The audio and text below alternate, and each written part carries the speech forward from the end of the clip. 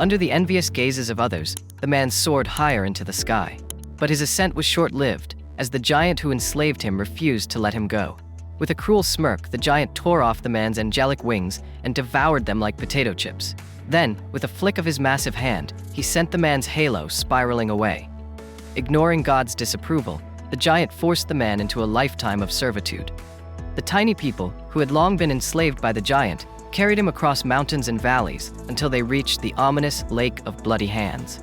The giant, noticing the lake's sinister danger, decided to climb down to the edge of the cliff. But his long years of indulgence had left him weak, and he struggled to lift a boulder. The tiny people watched silently as the giant strained, a spark of hope igniting among them. Seizing the moment, a clever little person decided to fight back. Tired of seeing his companions reduced to lifeless shells, he resolved to act. While the giant was distracted, the brave little person crept to his heel and, using all his strength, pushed. To everyone's amazement, the giant tumbled off the cliff with a deafening crash. Stunned by their newfound freedom, the tiny people looked to the brave rebel for guidance. With courage, he stepped onto the boulder the giant had placed and began climbing toward the other side. Inspired, the others followed, leaping onto the boulder one by one. But the stone, unable to support their combined weight, began to crack. As the boulder crumbled, one tiny person desperately tried to save a falling companion.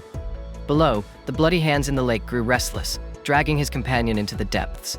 Then, the boulder gave way entirely, leaving another tiny person in grave danger. Just then, smaller green beings appeared and selflessly pulled him to safety. Yet, instead of showing gratitude, the rescued tiny person chose to emulate the giant's oppressive ways.